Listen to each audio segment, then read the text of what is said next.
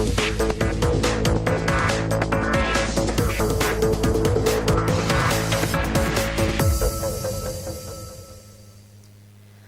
High নিউজে সকলকে স্বাগত। সঙ্গে রয়েছে আমি ঋতু। শুরু করছি স্পোর্টস টুডে। আর শুরুতেই দেখে নেব আজকের হেডলাইন্স। শনিবার তিরুবনন্তপুরমে বিশ্বকাপের আগে শেষ প্রস্তুতি ম্যাচে ঘুরে দাঁড়াতে মরিয়া ভারতীয় দল। এই মুহূর্তে ফর্মে নেই ঘরের ছেলে সঞ্জু স্যামসন। অবশ্য সঞ্জুর উপর পূর্ণ আস্থা রেখেছে টিম ম্যানেজমেন্ট। ঠিক এক সপ্তাহ পরেই শুরু টি-20 বিশ্বকাপ। তার আগে নতুন বিতর্ক উস্কে দিলেন প্রাক্তন ক্রিকেটার সঞ্জয় মঞ্জরেকর। তার মতে টি-20 বিশ্বকাপ থেকে অনেক এগিয়ে ওয়ানডে বিশ্বকাপ। ভাতৃস্নেহে বুঁদ হয়ে গোটা বিশ্বকাপ বয়কটের হুমকি দেয় পাকিস্তান। আর এতেই চটেছেন সে দেশের প্রাক্তন ক্রিকেটার রশিদ লতিফ। এভাবেই নিজের দেশেই এবার তিরস্কারের সামনে পাক বোর্ড প্রধান। গ্রুপ পর্বের ম্যাচটিতে এগিয়ে গিয়েও 3 পয়েন্ট নিয়ে মাঠ ছাড়তে ব্যর্থ বাংলা। ফলাফল 1-1। নকআউট পর্বের আগে এমন ফলাফলে উদ্বেগে থাকবেন কোচ সঞ্জয় সেন। ভারত ও পাকিস্তানের কূটনৈতিক টানাপোড়েনের প্রভাব খেলার মাঠে আগেই পড়েছে। এবার সেই টানাপোড়েনে যোগ হয়েছে বাংলাদেশের নাম। টি-20 বিশ্বকাপকে কেন্দ্র করে কার্যত বেনজির যুদ্ধ পরিস্থিতি 3 দেশের মধ্যে। অন্যদিকে সূর্য শাহিনদের জন্য রাষ্ট্রপ্রধানের সমান নিরাপত্তা নিশ্চিত থাকতে পারে পাকিস্তান, দাবি শ্রীলঙ্কার। ভারত ও পাকিস্তানের কূটনৈতিক টানাপোড়েনের প্রভাব খেলার মাঠে আগেই পড়েছে। এবার সেই টানাপোড়েনে যোগ হয়েছে বাংলাদেশের নাম। টি-20 বিশ্বকাপকে কেন্দ্র করে কার্যত বেনজির যুদ্ধ পরিস্থিতি 3 দেশের মধ্যে। এর মধ্যে পড়ে খানিক অস্বস্তিতে ক্ষুদ্র ও নিরীহ প্রতিবেশী শ্রীলঙ্কা। তাদের ভোট কার পক্ষে? শ্রীলঙ্কার ভোটকর্তা বলছেন, 3 দেশে আমার বন্ধু। ভারত ও পাকিস্তান যে একে অপরের দেশে গিয়ে খেলবে না, সেই সিদ্ধান্ত আগেই হয়ে গিয়েছিল। সেই মতো এবারের বিশ্বকাপে পাকিস্তানের কোনো ম্যাচ ভারতে রাখা হয়নি। ফলে খানিক লাভই হয়েছে শ্রীলঙ্কার। স্বাভাবিকভাবেই লঙ্কা বোর্ডের কর্তারা কোনো পক্ষ নিতেই নারাজ। এতদিন পর্যন্ত ভারত, বাংলাদেশ, শ্রীলঙ্কার টানাপোড়েন নিয়ে কার্যত নীরবে ছিল লঙ্কা বাহিনী। এবার শ্রীলঙ্কা ক্রিকেট বোর্ডের সচিব এই ইস্যুতে মুখ খুলেও নিরপেক্ষ অবস্থান বজায় রাখার চেষ্টা করলেন। লঙ্কা বোর্ডের ওই কর্তা বলছেন, বাংলাদেশ, ভারত ও পাকিস্তানের এই লড়াইয়ে আমরা নিরপেক্ষ ছিলাম, এখনো আছে।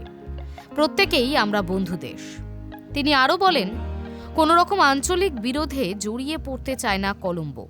আমরা জানি ভারত, পাকিস্তান এবং বাংলাদেশের মধ্যে বিরোধ চলছে। এই ব্যাপারে আমরা নিরপেক্ষ থাকছি। অন্যদিকে বিশ্বকাপ বয়কটের হুমকি দিয়েই চলেছে পাকিস্তান।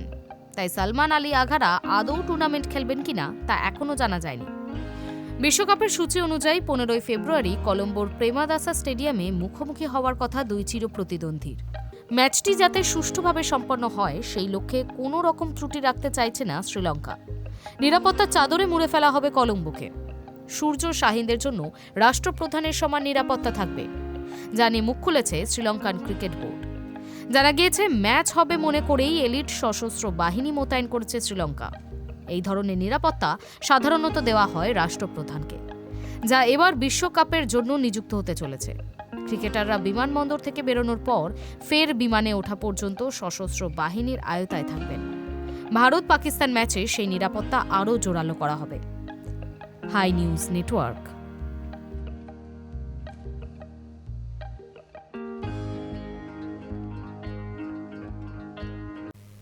শনিবার তিরুবনন্তপুরমে বিশ্বকাপের আগে শেষ প্রস্তুতি ম্যাচে ঘুরে দাঁড়াতে মরিয়া ভারতীয় দল। সঞ্জু স্যামসনের ঘরের মাঠ এটা, যদিও এই মুহূর্তে ফর্মে নেই ঘরের ছেলে। অবশ্য সঞ্জুর উপর পূর্ণ আস্থা রেখেছে টিম ম্যানেজমেন্ট।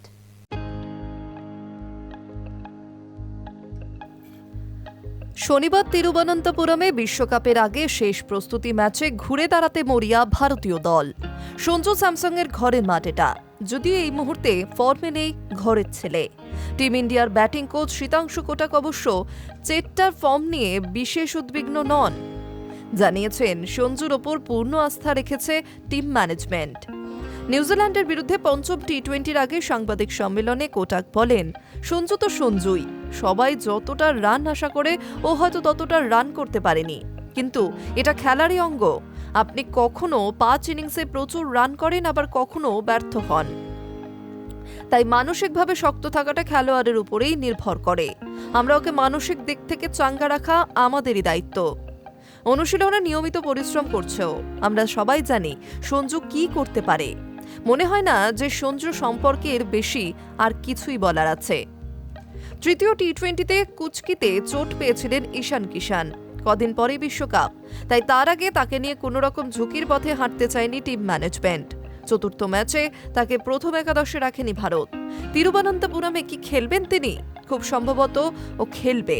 দলের ফিজিওরা ওর উপর নজর রাখছেন। তাদের সিদ্ধান্তের উপরেই ওর মাঠে নামার ব্যাপারটা নির্ভর করছে, বলে দিচ্ছেন গৌতম গম্ভীরের সহকারী। কিউইদের বিরুদ্ধে সিরিজের 4 ম্যাচে মাত্র 40 রান করেছেন সঞ্জু। তার গড় মাত্র 10। স্ট্রাইক রেটেও আহামরি নয়। শেষ 5টি টি-20 ইনিংসে তার সর্বোচ্চ রান 37, যা গত বছরের ডিসেম্বরে দক্ষিণ আফ্রিকার বিপক্ষে এসেছিল। শেষ 10 ম্যাচের পরিসংখ্যান আরও করুন, সেখানে সব মিলিয়ে করেছেন মাত্র 128 রান, গড় 12.8। এত ব্যর্থতার পর তার প্রথম একাদশে থাকা নিয়ে প্রশ্ন উঠতে শুরু করেছে। 2 বছর পর আন্তর্জাতিক ক্রিকেটে প্রত্যাবর্তন করে দুরন্ত ছন্দে রয়েছেন ঈশান কিষান। তিনি উইকেট কিপিংয়ের সঙ্গে ওপেনিংয়েও স্বাচ্ছন্দ্য। প্রশ্ন উঠছে, দলে তিলক বর্মা ফিরলে কি সুযোগ পাবেন সঞ্জু? এদিকে নিজের ইউটিউব চ্যানেলে সঞ্জুকে নিয়ে অশ্বিন বলেন, ও যদি খারাপ খেলোয়াড় হতো তাহলে এই জায়গায় পৌঁছাতে পারত না। কিন্তু মাথায় অনেক চিন্তা থাকলে বলের লাইন লেন্থ বুঝতে অসুবিধা হয়। ওর মাথায় নিশ্চয়ই অনেক কিছু ঘুরছে।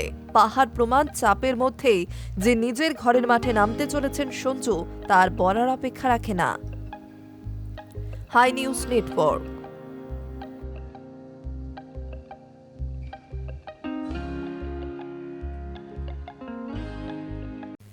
ঠিক 1 সপ্তাহ পরেই শুরু টি-20 বিশ্বকাপ। তার আগে নতুন বিতর্ক উস্কে দিলেন প্রাক্তন ক্রিকেটার সঞ্জয় মঞ্জরেকর। তার মতে টি-20 বিশ্বকাপ থেকে অনেক এগিয়ে ওয়ানডে বিশ্বকাপ। ঠিক 1 সপ্তাহ পরেই শুরু টি-20 বিশ্বকাপ। তার আগে নতুন বিতর্ক উস্কে দিলেন প্রাক্তন ক্রিকেটার সঞ্জয় মঞ্জরেকর। তার মতে টি-20 বিশ্বকাপ থেকে অনেক এগিয়ে ওয়ানডে বিশ্বকাপ। 50 ওভারের বিশ্বকাপ তার কাছে আসল বিশ্বকাপ। এ ব্যাপারে অবশ্য অকাট্য যুক্তিও দর্শিয়েছেন তিনি। বিশ্বকাপে 11টি ম্যাচ খেলা মঞ্জরেকর এক্স হ্যান্ডেলে লেখেন, আমার কাছে বিশ্বকাপ মানে 50 ওভারের বিশ্বকাপ। 2 বছর অন্তর হয় টি-20 বিশ্বকাপ। একে কোনোভাবেই 50 ওভারের বিশ্বকাপের মতো মর্যাদা দেওয়া উচিত নয়। আমি বরং টি-20 বিশ্বকাপকে ওয়ার্ল্ড টি-20 বলবো। মঞ্জরেকরের মন্তব্য এমন একটা সময় যখন ওয়ানডে ক্রিকেটের ভবিষ্যৎ নিয়ে অনেকেই সন্দিহান। একটা সময় আন্তর্জাতিক ক্রিকেটের মেরুদণ্ড হিসেবে দেখা হতো, কিন্তু এখন আর সেই দিন নেই।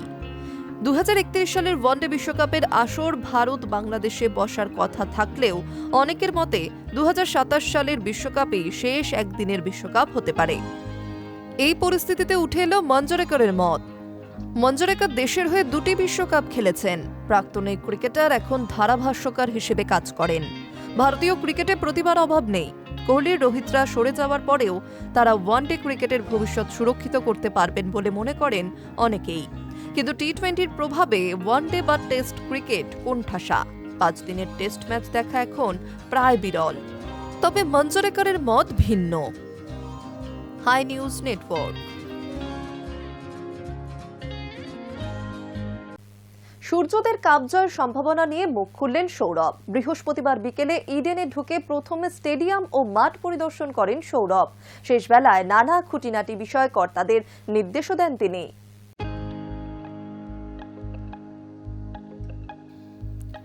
দুদিন আগেই শহরে ফিরেছেন দক্ষিণ আফ্রিকায় টি-20 লিগে কোচিং পর্ব সেরে। তারপরেই পুরোদমে প্রশাসক হিসেবে কাজ শুরু করে দিলেন সৌরভ গঙ্গোপাধ্যায়। বৃহস্পতিবার বিকেলে ইডেনে ঢুকে প্রথমে স্টেডিয়াম ও মাঠ পরিদর্শন করলেন। শেষ বেলায় নানা খুঁটিনাটি বিষয় কর্তাদের নির্দেশও দিলেন। তারপর একটার পর একটা বৈঠক সারলেন সিএবির সভাপতি। আসলে টি-20 বিশ্বকাপ শুরু হতে আর সপ্তাহখানেক বাকি। প্রথম দিনই ম্যাচ রয়েছে ইডেনে, তাই প্রস্তুতিতে যেন কোনো ফাঁক না থাকে তা নিশ্চিত করতে চান সৌরভ। পাশাপাশি এদিন আসন্ন বিশ্বকাপ নিয়েও মুখ খুলেছেন তিনি। ভারতের প্রাক্তন অধিনায়ক বেছে নিয়েছেন সেমিফাইনালের সম্ভাব্য 4 দলকে। সৌরভের কথায়, কারা সেমিফাইনাল খেলবে সেটা এখনই বলা কঠিন। তবে ভারতের সঙ্গে ইংল্যান্ড, অস্ট্রেলিয়া আর দক্ষিণ আফ্রিকার সম্ভাবনা বেশি। সূর্যকুমার যাদবদের ভূয়সী প্রশংসা করে সৌরভ আরও বলেন, বিশ্বকাপের সবচেয়ে আকর্ষণীয় দল অবশ্যই ভারত। অস্ট্রেলিয়া বা দক্ষিণ আফ্রিকাও দৌড়ে আছে। নিউজিল্যান্ডের কথাও বলবো, ওরা এই বিশ্বকাপের কালো ঘোড়া। ঘরের মাঠে নিউজিল্যান্ড সিরিজে দুরন্ত ব্যাটিং করেছে ভারত, তা নজর এড়ায়নি সৌরভের। ভারতের শক্তি প্রসঙ্গে তার বার্তা, ভারতের ব্যাটিং লাইন আপ তো দুর্দান্ত। অভিষেক শর্মা, সূর্যকুমার যাদবরা তো আছেই, ঈশান কিষানও ভালো ফর্মে রয়েছে। সঙ্গে বোলিংয়ে যশপ্রীত বুমরা, বরুণ চক্রবর্তীরাও আছে। সৌরভের কথায় কারা সেমিফাইনাল খেলবে সেটা এখনই বলা কঠিন, তবে ভারতের সঙ্গে ইংল্যান্ড, অস্ট্রেলিয়া, দক্ষিণ আফ্রিকার সম্ভাবনা বেশি। প্রসঙ্গত, গত সপ্তাহে ইডেন পরিদর্শনে এসেছিলেন আইসিসি প্রতিনিধিরা। মাঠ থেকে শুরু করে কর্পোরেট বক্স, দর্শক আসন এবং ইডেনের অন্যান্য পরিকাঠামো ঘুরে দেখে ওই যৌথ প্রতিনিধি দল।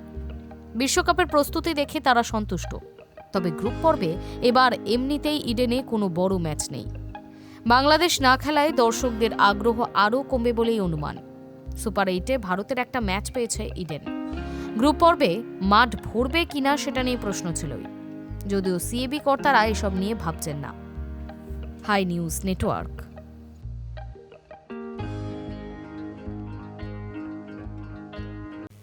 টি-20 বিশ্বকাপ থেকে আইসিসির কাছে কার্যত ঘাড় ধাক্কা খেয়েছে বাংলাদেশ। এরপর ভ্রাতৃস্নেহে বুঁদ হয়ে গোটা বিশ্বকাপ বয়কটের হুমকি দেয় পাকিস্তান।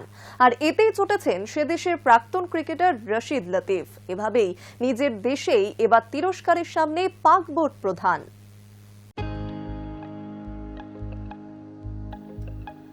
টি-20 বিশ্বকাপ থেকে আইসিসির কাছে কার্যত ঘাড় ধাক্কা খেয়েছে বাংলাদেশ। এরপর ভ্রাতৃস্নেহে বুঁদ হয়ে গোটা বিশ্বকাপ বয়কটের হুমকি দেয় পাকিস্তান। পরে অবশ্য শোনা যায় কেবল ভারতের বিরুদ্ধে নামবেন না সলমান আঘারা, যদিও এখনো পর্যন্ত চূড়ান্ত কোনো সিদ্ধান্ত নেওয়া হয়নি। আর এতেই চটেছেন সেদেশের প্রাক্তন ক্রিকেটার রশিদ লতিফ। তার মতে সিদ্ধান্ত নিতে ইতিমধ্যে অনেকটাই দেরি করে ফেলেছেন মহসিন নকভিরা। এভাবেই নিজের দেশেই এবার তিরস্কারের সামনে পড়ছেন পাক বোর্ড প্রধান। গত সোমবারই পাক প্রধানমন্ত্রী শাহবাজ শরীফের সঙ্গে বৈঠকে বসেছিলেন পাক বোর্ড প্রধান নকভি। বৈঠক শেষে তিনি এক্স হ্যান্ডেলে জানান, অত্যন্ত ইতিবাচক কথাবার্তা হয়েছে। সবকিছু বিবেচনা করেই সমস্যা সমাধানের পথ খোঁজার নির্দেশ দেওয়া হয়েছে। শাহিন আফ্রিদিরা আদৌ আসন্ন বিশ্বকাপে খেলবেন কিনা তা এখনো জানা যায়নি। ধীরে চলো গতিতে এগোচ্ছে পাকিস্তান। এই পরিস্থিতিতে পাকিস্তানের প্রাক্তন ক্রিকেটার রশিদ লতিফ সুর চড়িয়েছেন নকভির বিরুদ্ধে। তিনি তার ইউটিউব চ্যানেল কট বিহাইন্ডে বলেন, প্রতিবাদের সময় তো পেরিয়ে গেল, সমস্ত সিদ্ধান্তের একটা নির্দিষ্ট সময় আছে। লোহা গরম থাকতে থাকতে সিদ্ধান্ত নিতে হয়। গত সপ্তাহে আইসিসির বৈঠকের পরে নিজেদের সিদ্ধান্ত জানানো উচিত ছিল। বাংলাদেশকে সমর্থন করেছি, আমরা ওদের পাশেও থেকেছি, কিন্তু সেই পর্ব শেষ হয়ে গিয়েছে। তাই এখন আমরা বয়কট করলে তেমন প্রভাব পড়বে না। লতিফ মনে করেন, এই মুহূর্তে বিশ্বকাপ থেকে পাকিস্তানের পক্ষে নাম প্রত্যাহার করা সম্ভব নয়। তার কথায়, যদি পাকিস্তান সরকার বলে আমরা ভারতের বিরুদ্ধে খেলব না, আইসিসি সেটা মেনে নিতে বাধ্য। কিন্তু ওরা যদি সেটা না মানে, তখনই আসল সমস্যার সূত্রপাত। পাকিস্তানের প্রাক্তন উইকেট কিপারকে প্রশ্ন করা হয়, ফাইনালে যদি দুই চিরপ্রতিদ্বন্দ্বী দল মুখোমুখি হয়, তাহলে কি পাকিস্তানের খেলা উচিত? রশিদের জবাব, আমাদের খেলা উচিত নয়। প্রতিবাদ স্বরূপ এমন সিদ্ধান্তই নিতে হবে। আইসিসি ইতিমধ্যে হুঁশিয়ারি দিয়ে রেখেছে, বিশ্বকাপ না খেললে বার্ষিক চুক্তির টাকা পিসিবি পাবে না। সেক্ষেত্রে ৩১৬ কোটি টাকা লোকসান হবে বাবর আজমদের ক্রিকেট বোর্ডের। এই টাকা না পেলে পাক ক্রিকেটের কার্যত ভিখারির দশা হবে। সেই কারণে বিশ্বকাপ বয়কটের মতো চরম সিদ্ধান্ত নিয়ে নিজেদের পায়ে কুড়ুল মারবে না তারা। তাই ধরে নেওয়া যায় ভারতের বিরুদ্ধে নামবে পাক দল। তাছাড়াও বিভিন্ন সংবাদ মাধ্যম সূত্রে জানা গিয়েছে, পাকিস্তান নাকি ইতিমধ্যে কলম্বোর বিমানের টিকিট কেটে ফেলেছে। ২রা ফেব্রুয়ারি তাদের কলম্বো পৌঁছানোর কথা। এই অবস্থায় পিসিবি প্রধানকে কটাক্ষ করলেন প্রাক্তন পাক তারকা। Hi news network.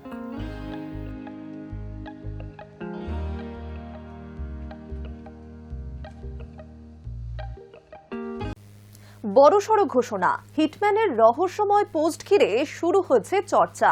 টেস্ট ও টি-20 থেকে সরে দাঁড়ানোর পরে এবার কি একদিনের আন্তর্জাতিক ক্রিকেট থেকেও অবসর নেবেন রোহিত শর্মা?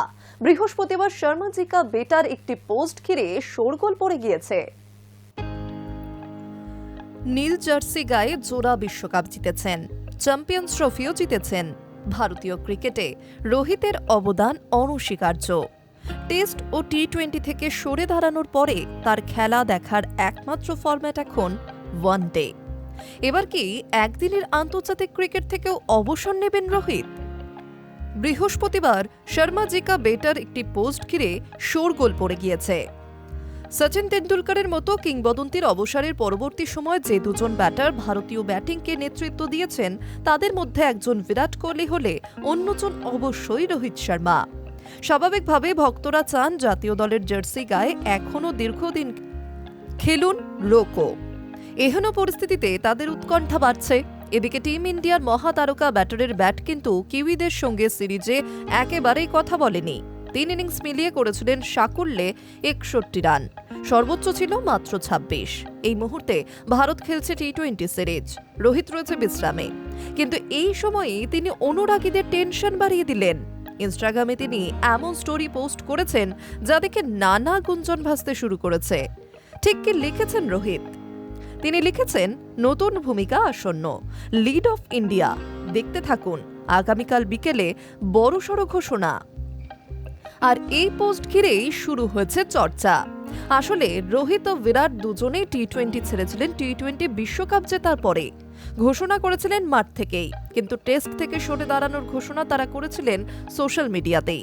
প্রথমে রোহিত, পরে বিরাট। সেই ঘটনায় যেন উকি দিচ্ছে বহু ফ্যানের মনে। তবে অনেকেরই মতে রোহিতের এখন খেলা ছাড়ার প্রশ্নই নেই। নিউজিল্যান্ডের বিরুদ্ধে তিনি যেমনই খেলে থাকুন না কেন 2027 ওয়ানডে বিশ্বকাপ পর্যন্ত হিটম্যান থাকছেনই। সেক্ষেত্রে প্রশ্ন উঠছে, তাহলে রোহিত নয়া পোস্টে কি ইঙ্গিত দিলেন? উত্তরের জন্য মুখিয়ে রয়েছেন সকলেই। উল্লেখ্য, ভারতকে টি-20 বিশ্বকাপ এবং চ্যাম্পিয়ন্স ট্রফি জেতানো ক্যাপ্টেন রোহিত শর্মা রয়েছেন এবারের পদ্মশ্রী প্রাপকের তালিকায়। সেই সুসংবাদের রেশ মেলানোর আগেই অনুরাগীদের মনে প্রশ্ন জাগিয়ে তুললেন রোহিত। High news network. থাকবে না সেমিফাইনাল, ফাইনাল। 11 বছর পর আইএসএল এ বদলে যাচ্ছে ফরম্যাট। ইন্ডিয়ান সুপার লিগ দেশের সর্বোচ্চ লিগ হলেও এতদিন ধরে গত 11টা মরশুম জুড়ে শুধুই লিগ ছিল না, ছিল লিগ কাম নকআউট প্রতিযোগিতা।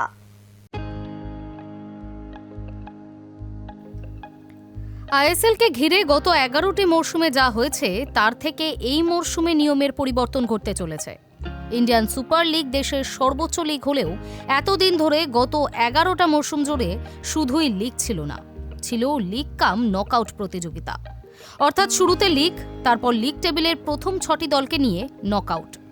কিন্তু এই মরশুমে সেই নিয়ম বদলে গিয়ে শুধুই লিগ হচ্ছে, যার অর্থ সিঙ্গেল লিগে 14টি দল 13টি করে ম্যাচ খেলার পর যে ক্লাবের পয়েন্ট লিগ টেবিলে সর্বাধিক থাকবে সেই ক্লাবকেই এই মরশুমের ইন্ডিয়ান সুপার লিগ চ্যাম্পিয়ন বলে ঘোষণা করা হবে। চ্যাম্পিয়ন হওয়ার জন্য কোনো সেমিফাইনাল, ফাইনাল ম্যাচ খেলতে হবে না। এই মরশুমে আইএসএলের ফরম্যাট বদলানোর একটাই কারণ, সময়ের অভাব। সেই কারণে সুইস মডেলে কারো হোম ম্যাচ, কারো অ্যাওয়ে ম্যাচ করে সিঙ্গেল লিগে এবারের প্রতিযোগিতা হচ্ছে। সিঙ্গেল লিগ শেষ হবার পর নকআউট প্রতিযোগিতা করতে হলে যে সময়টুকু লাগবে এই মরশুমে সেই সময়টা নেই, তাই শুধুই লিগ। আপাতত সবার লক্ষ্য ব্রডকাস্টিং পার্টনার কোন কোম্পানি হবে সেই দিকে। যতক্ষণ না বিট পেপার খোলা হচ্ছে ততক্ষণ সরকারিভাবে বলা যাবে না কোনো সংস্থা ম্যাচ সম্প্রচার করার জন্য এগিয়ে আসছে নাকি শেষ পর্যন্ত কাউকে না পেয়ে দূরদর্শনের শরণাপন্ন হতে হবে। এদিকে এই মরশুমের আই লিগের কাঠামো ও পরিচালন ব্যবস্থাপনা নিয়ে গুরুত্বপূর্ণ প্রস্তাব পেশ করল ক্লাবগুলি। বুধবার নয়াদিল্লিতে আয়োজিত এক বৈঠকে আই লিগের প্রতিনিধিরা ফেডারেশনের আধিকারিকদের সঙ্গে আলোচনা করেন। সেখানে গভর্নিং কাউন্সিলের পাশাপাশি ম্যানেজিং কমিটি গঠনের প্রস্তাব দেওয়া হয়েছে। ক্লাবগুলির প্রস্তাব অনুযায়ী এই মরশুমের আই লিগ হবে 2 পর্বের ফরম্যাটে। শুরু হতে পারে 21শে ফেব্রুয়ারি থেকে। প্রথম পর্বে অংশগ্রহণকারী দলগুলি হোম ও অ্যাওয়ে ভিত্তিতে সিঙ্গেল লিগে একে অপরের মুখোমুখি হবে। দ্বিতীয় পর্বে দলগুলি 2টি ভাগে ভাগ করা হবে। প্রথম পর্বের শীর্ষে থাকা দলগুলির হোম ও অ্যাওয়ে ভিত্তিক চ্যাম্পিয়নশিপ রাউন্ডে খেলবে, আর নিচের অর্ধেক দল সেন্ট্রাল ভেন্যুতে খেলবে রেলিগেশন রাউন্ডে। এক্ষেত্রে প্রথম পর্বে অর্জিত সব পয়েন্ট দ্বিতীয় পর্বেও বহাল থাকবে। High news network.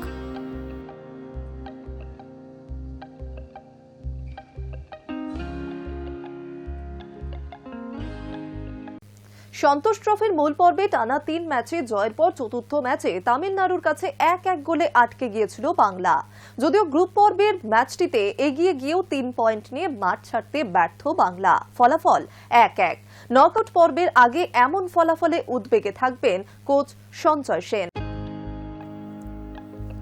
সন্তোষ ট্রফির মূল পর্বে টানা 3 ম্যাচে জয়ের পর চতুর্থ ম্যাচে তামিলনাড়ুর কাছে 1-1 গোলে আটকে গিয়েছিল বাংলা। বৃহস্পতিবার ঘুরে দাঁড়ানোর লক্ষ্যে মাঠে নেমেছিল আকাশ হেমব্রমরা। যদিও গ্রুপ পর্বের ম্যাচটিতে এগিয়ে গিয়েও 3 পয়েন্ট নিয়ে মাঠ ছাড়তে ব্যর্থ হল বাংলা। ফলাফল 1-1। নকআউট পর্বের আগে এমন ফলাফলে উদ্বেগে থাকবেন কোচ সঞ্জয় সেন। বিপক্ষের ডেরায় গিয়েই লড়াই সবসময়ই কঠিন। এমন একটা ম্যাচে রবি হাসদা, উত্তম হাসদাদের প্রথম একাদশে রাখেনি কোচ সঞ্জয়। কিক অফের প্রথম মিনিটেই সুযোগ চলে যায় বাংলার সামনে। চতুর্থ মিনিটে আক্রমণ শানায় অসম। 12 মিনিটে ফের সুযোগ পায় বঙ্গ ব্রিগেড। এর 3 মিনিট পর বাংলায় পেনাল্টি বক্সে লং বল পেয়ে যায় আসামের ফরওয়ার্ড। রক্ষণ সজাগ থাকায় বিপদ হয়নি। 18 মিনিটে গোল পেয়ে যেতে পারত বাংলা, কিন্তু দূরপাল্লা শট অল্পের জন্য লক্ষ্যভ্রষ্ট হয়। 32 মিনিটে বাংলার হয়ে ডেডলক ভাঙেন আকাশ হেমব্রম। 1-0 স্কোর নিয়ে বিরতিতে যায় বাংলা। দ্বিতীয়ার্ধে আক্রমণের ঝাঁজ বাড়ায় অসম। 51 মিনিটে গোলকিপারকে একা পেয়েও গোল করতে ব্যর্থ হন অসম ফুটবলার। 57 মিনিটে সুযোগ আসে বাংলার সামনে।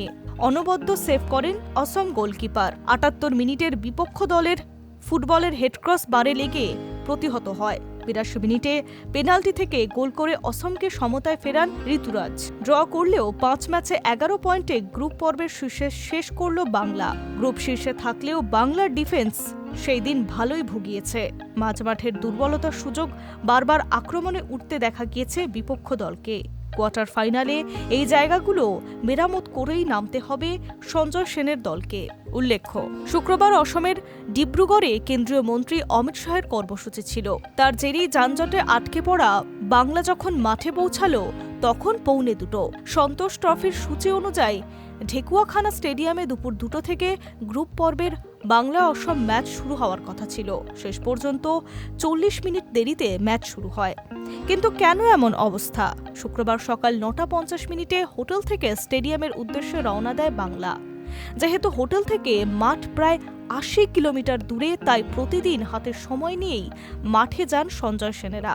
দুপুর 12:30টার মধ্যে মাঠে পৌঁছে যাওয়ার কথা ছিল দলের, কিন্তু 1:45 পৌঁছালো তারা। এখানেই শেষ নয়, ম্যাচ খেলে উঠেও ফেরার পথে বিপত্তিতে পড়ল বাংলার দল। Hi news Network. Sports today আজ এই পর্যন্তই। আরও অন্যান্য খবরের জন্য নজর রাখুন হাই নিউজে।